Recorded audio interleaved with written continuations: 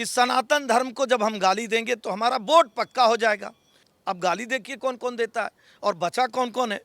राहुल गांधी जी जो इस समय मोहब्बत की दुकान चला रहे हैं, खड़गे साहब जो उनके राष्ट्रीय अध्यक्ष जी वो कह रहे हैं कि अगर मोदी जी जीत गए तो सनातन जीत जाएगा, हिंदू धर्म जीत जाएगा।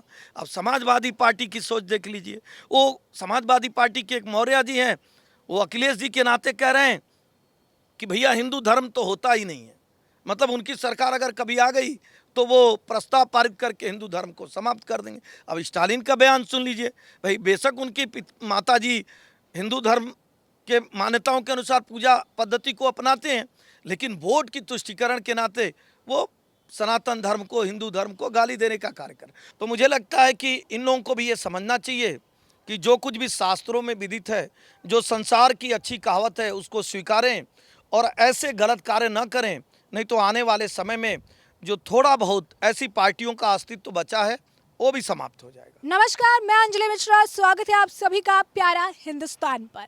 आपको बता दें कि सनातन धर्म के खिलाफ कौन कितना ज्यादा बोलेगा, इसे लेकर विपक्षी नेताओं में होड़ मची है।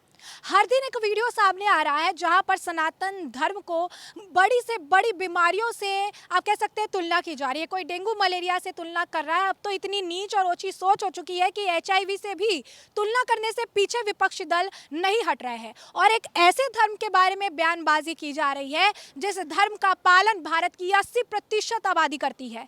अब इसे मामले को लेकर कांग्रेस के अध्यक्ष के बेटे प्रियंक खड़गे हो या फिर लगातार MK स्टालिन के राज्य में तमिलनाडु के मंत्रियों का बोलबाला है, जहां पर वो नेता जो है लगातार सनातन धर्म के खिलाफ बयानबाजियां कर रहे हैं और सनातन धर्म के खिलाफ बोल रहे हैं, लेकिन उनके खिलाफ कोई एक्शन नहीं लिया जा रहा है। ऐसे में इस पूरे मामले पर चर्चा करने के लिए हमारे साथ मौजूद है बीजेपी प्रवक्ता SN सिंह जी। तो सिंह जी से हम जानेंगे कि जिस तरीके से सनातन धर्म के खिलाफ ये बोल रहे हैं, एक आप कह सकते हैं सिस्टमैटिक ढंग से बोला जा रहा है, लगातार हर दिन नए वीडियो आ रहे हैं और सनातन धर्म की तुलना बीमारियों से की जा रही है और इसे खत्म करने की बात कही जा रही है। क्या कहेंगे आप इस तरीके की बयानबाजी सुनने के बाद, कैसा आपको जो है फील होता है? देखिए, हम शुरुआत अच्छाई से करते हैं। दुनिया में चाहे जितने भी धर्म हैं उसके दो मार्ग बताए गए हैं। एक तो धर्म का शाश्वत मार्ग और एक धर्म का लौकिक मार्ग। शाश्वत मार्ग सभी धर्मों का, केवल सनातन नहीं, सभी धर्मों का ये बताता है एक ईश्वर है, एक शक्ति का केंद्र है, एक अल्लाह है, एक परमेश्वर है, एक यीशु है। उसको अलग अलग नामों से लोग जानते हैं। जिसने इस सृष्टि की रचना की है, जो हमारे जीवन का आधार केंद्र है, उस पे हमें आस्था रखनी चाहिए, उसकी पूजा करनी चाहिए। दूसरा एक लौकिक धर्म होता है जिसमें आपकी दैनिक क्रिया, आपके रीति रिवाज, बहुत सारे ऐसे चीज़ों को, चाहे इस लौकिक धर्म में आप देखेंगे तो भारत का संविधान है, हर देश का अपना अपना संविधान है। संविधान भी एक धर्म बताता है, एक मर्यादा बताता है, एक आदर्श बताता है कि कैसे आपको रखना है, कैसे आपको रहना है, किन प्रतिमानों के साथ आपको देश में चलना है और कार्य करना है। भारत का संविधान भी कहता है आप स्वतंत्र हैं, आप चाहे ईश को मानिए, जगदीश को मानिए, अल्लाह को मानिए, यीशु को मानिए, किसी को भी मानिए, आप धर्म भी परिवर्तन कर सकते हैं। लेकिन संविधान भी कहता है कि आप किसी भी धर्म को गाली नहीं दे सकते हैं। लेकिन अब आ जाइए, कुछ लोगों को लगता है कि सनातन धर्म को जब हम गाली देंगे तो हमारा वोट पक्का हो जाएगा, हम चुनाव जरूर जीत जाएंगे, और नहीं तो कम से कम हमारे लोग जो ऐसे गाली देने वाले संप्रदाय हैं, गाली देने वाले लोगों की जो संख्या है वो अपने आप हमारे साथ आ जाएगी। इस नाते समय समय पर वो लोग जो गाली दे रहे हैं वो भी समय समय पर आप देखे होंगे ऊपर से जनेऊ पहनेंगे, टीका लगाएंगे, मंदिर भी जाएंगे, लेकिन गाली जरूर देंगे। अब गाली देखिए कौन कौन देता है और बचा कौन कौन है। राहुल गांधी जी जो इस समय मोहब्बत की दुकान चला रहे हैं, उनकी दुकान में केवल नफरत ही बिकता है। वो कहते हैं हिंदू लड़के तो मंदिर लड़की छेड़ने जाते हैं, वो कहते हैं हिंदू अहिंदुत्व को समाप्त कर देना चाहिए। अब उससे भी आगे बढ़िए, खड़गे साहब जो उनके राष्ट्रीय अध्यक्ष जी वो कह रहे हैं कि अगर मोदी जी जीत गए तो सनातन जीत जाएगा, हिंदू धर्म जीत जाएगा। अब समाजवादी पार्टी की सोच देख लीजिए। वो समाजवादी पार्टी के एक मौर्य जी हैं, वो अखिलेश जी के नाते कह रहे हैं कि भैया हिंदू धर्म तो होता ही नहीं है। मतलब उनकी सरकार अगर कभी आ गई तो वो प्रस्ताव पारित करके हिंदू धर्म को समाप्त कर देंगे। अब स्टालिन का बयान सुन लीजिए।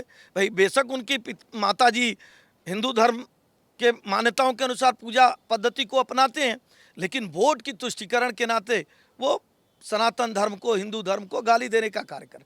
और ये आज से नहीं हो रहा है, ये पहले से हो रहा है कि एक धर्म के लिए कार्य करिए, एक धर्म को बताइए कि देश के संसाधनों पर सिर्फ एक धर्म का अधिकार है, एक धर्म की शिक्षा में छूट दे दीजिए, एक धर्म की धार्मिक यात्रा में छूट दे दीजिए। ऐसे तुष्टिकरण के कार्य बहुत सारे होते रहते हैं।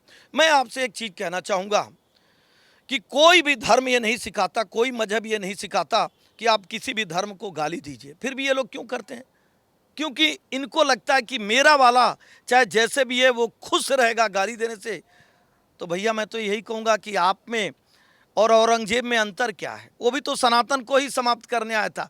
यही बात जब भारतीय जनता पार्टी के लोग कह दे रहे हैं तो कह रहे हैं कि भैया हमको आप बाबर, हुमायूं, अकबर से जोड़ रहे हैं, औरंगजेब से जोड़ रहे हैं। वो भी तो यही कार्य करता था कि जजिया कर उस पर लगेगा जो सनातन को मानेगा, जो हिंदू धर्म को मानेगा। जो हिंदू धर्म को नहीं मानेगा उसके लिए छूट और बाकी के साथ लूट। ये कहानी आप भी अपने शासन कालखंड में किए। लेकिन बहुत अच्छी बात आज ये है कि देश में एक पारदर्शी, ईमानदार, जवाबदेह सरकार, जनता की सरकार चल रही है, जो संविधान से चल रही है। और संविधान ने ये लिखा हुआ है कि अगर कोई व्यक्ति किसी दूसरे धर्म को आहत करता है तो निश्चित तौर पे विधि सम्मत उसके खिलाफ कार्रवाई होनी चाहिए। तो आप देखे होंगे ऐसे आताताइयों के खिलाफ जिसके ऊपर FIR भी दर्ज हो रहा है। और स्वयं गीता में भगवान कृष्ण गीता के 16वें अध्याय में कहे हैं, 16वें अध्याय के 15वें श्लोक में भगवान कृष्ण कहते हैं कि बहुत सारे लोग वो धर्म के मार्ग को छोड़ देते हैं, काम क्रोध के मार्ग को अपना लेते हैं और उनके अंदर ऐसी आसुरी प्रवृत्ति आ जाती है कि वो किसी भी धर्म को गाली देने लगते हैं।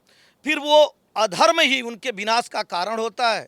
मुझे लगता है कि सनातन को बार बार गाली देने के कारण कांग्रेस समाप्त हो गई। सनातन को बार बार गाली देने के नाते समाजवादी पार्टी समाप्त हो गई। आगे भी आप देखेंगे अभी 2024 का जो चुनाव होने जा रहा है, जितने सनातन को मानने वाले लोग हैं, जितने सभी धर्मों के मानने वाले अच्छे लोग हैं, निश्चित तौर पे वोट की चोट से इस बात का जवाब देंगे कि अगर किसी भी धर्म को अमर्यादित तरीके से आहत करेंगे, गाली देंगे तो समाज आपको बहिष्कृत करेगा। चुनाव में वोट की चोट से जनता भारतीय जनता पार्टी के पक्ष में वोट करेगी और ऐसे आताताइयों को, ऐसे विरोधियों को जो सनातन परंपरा को गाली देते हैं, उनको हमेशा के लिए नेस्तनाबूद करने का कार्य करेगी। तो जैसा कि आपने खुद ही कहा सर कि कई सारे लोग हैं जो अपने आप को ब्राह्मण भी बताते हैं, जैसे राहुल गांधी ब्राह्मण बताते हैं और सावन में जो है मटन खाकर आते हैं। फिर राहुल गांधी कहिए या कांग्रेस के नेता कहिए या फिर विपक्षी ये पूरा जो गठबंधन है, इनके बड़े नेता जो है कोई भी ये कहने को तैयार नहीं है कि जो सनातन धर्म के खिलाफ ये बयान दे रहे हैं ये गलत है। या तो वो बयान से किनारा कर रहे हैं, या बयान पर चुप्पी साध रहे हैं, या ये कह रहे हैं कि हर पार्टी का अपना एक मत हो सकता है, हर पार्टी की अपनी आप कह सकते हैं राजनीतिक सोच हो सकती है। तो जब ये सोच अलग होने की बात करते हैं तो फिर एक साथ विपक्षी गठबंधन में एक साथ आने का इनका क्या तात्पर्य है? या फिर इसका आप कह सकते हैं कि जो आप कहिए कि जो मूल कारण है इनका, ये खुद ही कहते हैं कि सोच नहीं मिलती, सबकी सोच अलग हो सकती है और फिर एक साथ गठबंधन में भी है, तो इनकी चुप्पी को सनातन धर्म के खिलाफ बोलने वालों के लिए हामी मान ली जाए। देखिए, बड़े सच्चाई से एक बात आपके चैनल पे कहना चाहता हूँ। एक पद्धति बन गई है कि मेरा वाला कुछ भी करे वो सही और दूसरा वाला सही भी करे तो गलत। मैं और भी परिप्रेक्ष्यों में अगर आप जाके देखेंगी, अगर कहीं 36 टुकड़े हो जाते हैं, कहीं तेजाब किसी बहन के ऊपर फेंक दिया जाता है, कहीं दिल्ली से लेकर छत्तीसगढ़ मध्य राजस्थान होते हुए झारखंड में अगर किसी की हत्या हो जाती है, तो पूरे देश में जितने विरोधी विचारधारा के लोग हैं जो सनातन को नहीं मानते हैं, चाहे कांग्रेस पार्टी हो, समाजवादी पार्टी हो, तृणमूल कांग्रेस हो, आप देखे होंगे कभी भी आवाज़ नहीं उठाएंगे, उन बहन बेटियों के लिए नहीं बोलेंगे, चाहे वो राजस्थान में दलित के ऊपर अत्याचार हो। एक सेलेक्टिव अप्रोच अपनाया जा रहा है, पूरे देश में एक सेलेक्टिव अप्रोच अपनाया जा रहा है कि हमारा कुछ भी कर दे वो सही है। मुझे लगता है ऐसा नहीं करना चाहिए। रही बात सनातन को, तो सनातन को समाप्त करने की जिसने भी सोचा, सनातन सभ्यता ही ऐसा है जो वसुधैव कुटुंबकम, जो सर्वे भवन्तु सुखिनो, जो भारत ही नहीं पूरी दुनिया को आदर्श मानते हुए दुनिया को आत्मसात करने की बात करता है, सबको साथ लेकर चलने की बात करता है, उसको समाप्त करने वाले उनकी विचारधारा भी समाप्त हो जाती है और वो भी समाप्त हो जाते हैं। ताज़ा उदाहरण आप देखे होंगे मुगलों का, अंग्रेज़ों का।